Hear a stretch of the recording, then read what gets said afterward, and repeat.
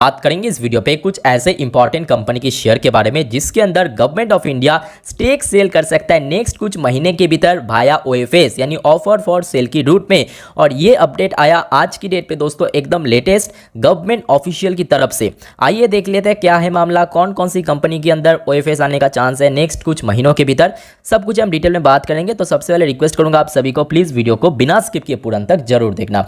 तो दोस्तों ये आज का लेटेस्ट अपडेट है यानी 14 नवंबर 2023 जैसे कि आप देख सकते हो 12:14 का एकदम लेटेस्ट अपडेट है। गवर्नमेंट में tap OFS for divestment in rest of financial year 24।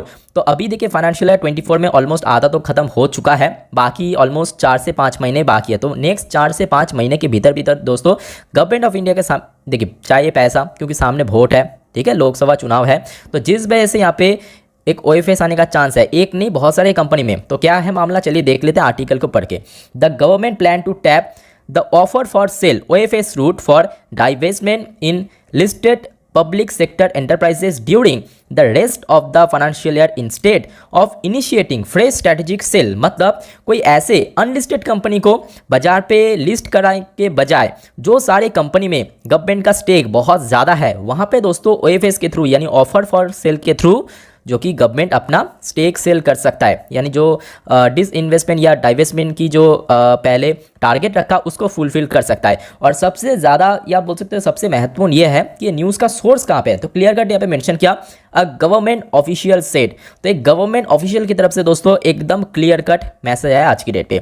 अब आप पूछोगे तो सर आपने तो बोला यहाँ पे अलग अलग शेयर्स का नाम, तो चलिए दूसरा न्यूज़ में मैं आपको वो भी दिखा दूंगा कि कौन कौन सी सेक्टर के अंदर स्पेसिफिकली या कौन कौन सी शेयर के अंदर बेसिकली OFS हो सकता है। तो देखिए centre considering to offload 5 to 10% stake in some public sector bank. दोस्तों यहाँ पे रिपोर्ट के अनुसार ये सुनने को आया कि पब्लिक सेक्टर जो बैंक है यानी PSU बैंक में 5 से 10% के आसपास स्टेक सेल कर सकता है गवर्नमेंट ऑफ इंडिया। अब कौन कौन सी पब्लिक सेक्टर बैंक, ऑब्वियसली बहुत सारे पब्लिक सेक्टर बैंक बाजार में लिस्टेड है। तो कुछ ऐसे पब्लिक सेक्टर बैंक जिसमें गवर्नमेंट ऑफ इंडिया का स्टेक ऑलमोस्ट 80% 90% से भी ज़्यादा है, जैसे कि कुछ बैंक्स का नाम मैं आपको दिखाता हूँ, उसके बाद और भी बहुत सारे शेयर्स हैं जो कि हम आगे डिस्कस करेंगे। देख लीजिए जैसे कि बैंक ऑफ इंडिया हो गया, इंडियन ओवरसीज बैंक हो गया, पंजाब एंड सिंध बैंक हो गया, बैंक ऑफ महाराष्ट्र हो गया, सेंट्रल बैंक ऑफ इंडिया हो गया, यूको बैंक हो गया। तो ये 6 बैंक का दोस्तों जो PSU बैंक है इसके अंदर गवर्नमेंट ऑफ इंडिया 5 से लेके 10% के आसपास अपना स्टेक सेल कर सकता है। तो एक एक करके मैं आपको बैंक का नाम उसके साथ साथ कितना कितना परसेंट स्टेक है गवर्नमेंट का मैं आपको थोड़ा दिखाता हूँ। सबसे एक एक करके बात करेंगे बैंक ऑफ इंडिया, इसको छोड़कर और भी बहुत सारे बैंक है। फिलहाल आप देख लीजिए बैंक ऑफ इंडिया का जो शेयर है लास्ट 1 साल पे खास करके जून के बाद से बहुत बढ़िया रिटर्न दिया। मतलब शेयर प्राइस चल रहा था देखिए 65-70 पे, आज की रेट में यही शेयर आपको 100 रुपये के ऊपर मिल जाएगा, ठीक है। तो जिसके अंदर देखिए सरकार का जो स्टेक है मैं आपको थोड़ा एक बार नीचे करके दिखाता हूं, एक मिनट। हाँ ये देखिए 81% का स्टेक। अब जैसे कि आपको मालूम है कि RBI की गाइडलाइंस के अनुसार 75% या तो उसके नीचे करना पड़ता है। तो यहाँ पे भी दोस्तों एक बहुत बड़ा स्टेक सेल हो सकता है, क्योंकि यहाँ पे अगर 5-6% या 10% का आसपास स्टेक सेल कर लिया, क्योंकि बैंक का जो मार्केट कैप है ऑलमोस्ट 44,000 करोड़ के ऊपर है, तो एक मोटा रकम दोस्तों आप बोल सकते हो कि गवर्नमेंट के हाथ में आ जाएगा। नेक्स्ट अगर हम बात करें इंडियन ओवरसीज बैंक, ऑब्वियसली ये भी बड़े बैंक है जिसका मार्केट कैप ऑलमोस्ट 78,000 करोड़ के आसपास है। और इसमें देखिए गवर्नमेंट का जो स्टेक है ना वो बहुत ज़्यादा है। मैं आपको एक बार दिखाता हूँ, ये देखिए 96%, भाई साहब 96% स्टेक है। तो मतलब यहाँ पे अगर स्टेक सेल हुआ तो मिनिमम 10% तो आप पकड़ लीजिए, ठीक है। ये बैंक में अगर स्टेक सेल हुआ, ये कौन सा बैंक था, इंडियन ओवरसीज बैंक में मिनिमम 10% तो स्टेक सेल हो सकता है। और अगर 10% स्टेक सेल मतलब बहुत ह्यूज अमाउंट का मामला है, ठीक है।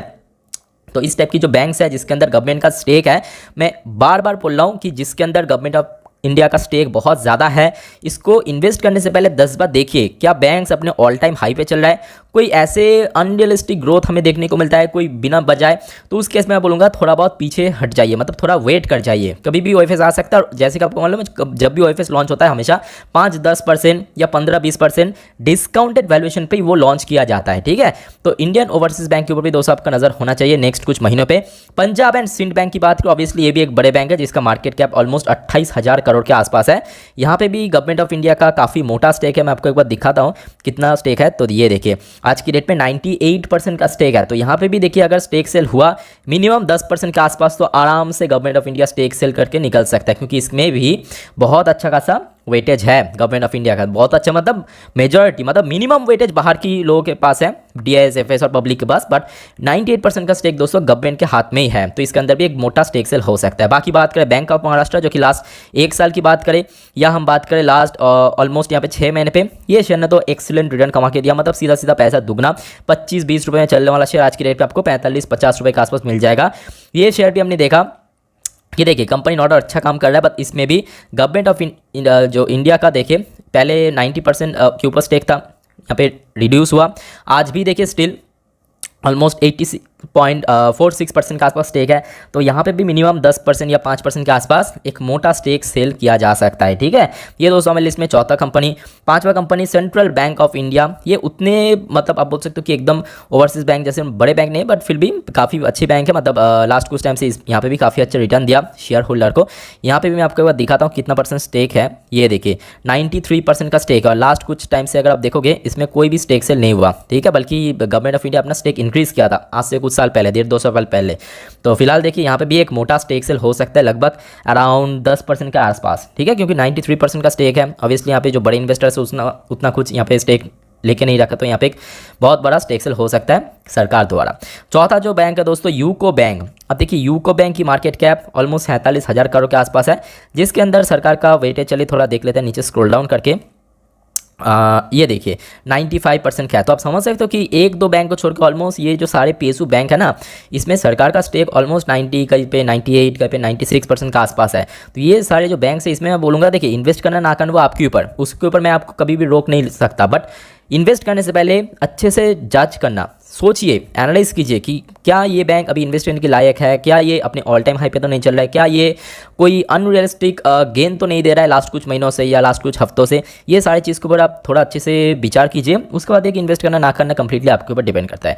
तो ये 6 बैंक तो हमने देख लिया, उसको छोड़ के कुछ ऐसे कंपनीज़ की शेयर भी है जिसके ऊपर भी आपका फोकस होना चाहिए, क्योंकि नेक्स्ट 4 से 5 महीने के भीतर ये सारी कंपनीज़ की अंदर भी गवर्नमेंट ऑफ इंडिया का काफ़ी मोटा स्टेक होने के कारण स्टेक सेल हो सकता है। चलिए देख लेते हैं, बट उसके पहले दोस्तों अगर आपको वीडियो अभी तक अच्छा लगा, इन्फॉर्मेटिव लगा, प्लीज़ दोस्तों वीडियो को लाइक करना और साथ में चैनल को सब्सक्राइब करके जरूर रखना इस टाइप की इन्फॉर्मेटिव वीडियो रोज़ पाने के लिए। ऑब्वियसली IRFC को छोड़कर और दूसरा नाम तो हो ही नहीं सकता, क्योंकि IRFC के अंदर दोस्तों इसके पहले भी बार बार अलर्ट किया गया था गवर्नमेंट सीनियर ऑफिशियल की तरफ से, क्योंकि इसके अंदर जो OFS आने का बहुत ज़्यादा चांस है, नियर अबाउट 86% के ऊपर स्टेक है गवर्नमेंट ऑफ इंडिया का, तो यहाँ पे भी स्टेक सेल किया जा सकता है। दूसरा कंपनी दोस्तों Mazagon dock ship builder limited, ये शेयर पे हमने देखा लास्ट कुछ समय से काफ़ी बढ़िया रिटर्न कमा के दिया, बट आज की डेट में ये सारे शेयर काफ़ी डिस्काउंटेड प्राइस में चल रहा है। बट आई थिंक कि देखिए शेयर में OFS तभी आएगा जब ये सारे शेयर अपना पीक में पहुंच जाएगा। मेरे बात को ध्यान से समझना, इमीडिएट आने का चांस काफ़ी कम है, बट हाँ शेयर एक बार पीक में पहुंच गया या पीक के आसपास भी पहुंच गया तो उस केस में मैं बोलूँगा थोड़ा पीछे हट जाइए, ठीक है। देखिए मझगांव डॉक के अंदर भी ऑलमोस्ट 84% का स्टेक है। और लास्टली एंड फाइनली मैं आपको बोलूँगा LIC, इसको दोस्तों भूलना मत, ये बाजार पे लिस्ट हुआ करीब 1.5 साल तो क्रॉस कर चुका है, और LIC में मतलब स्टेक सेल करने से गवर्नमेंट को ह्यूज प्रॉफिट मिलेगा, क्योंकि कंपनी का वैल्यूएशन आज ये जो सारे पहले मैं आपको कंपनी दिखाया ना, वो सारे कंपनी बच्चा है इसके सामने, LIC के सामने। इसका market cap almost 3.5 lakh crore के ऊपर है, तो यहाँ पे भी आप देख सकते हैं मोटा स्टेक सेल किया जा सकता है सरकार द्वारा। तो ये सारे शेयर में देखिए मेरा कहने का मतलब है कि आप ऐसा नहीं कि बाई मत करना या वो मैं आपको नहीं बोल रहा हूँ, वो तो आप समझदार हो, आप खुद समझ जाइए, बट हाँ कुछ भी करने से पहले अच्छे से सोचिए, एनालाइज कीजिए, उसके बाद ही कोई प्रॉपर डिसीजन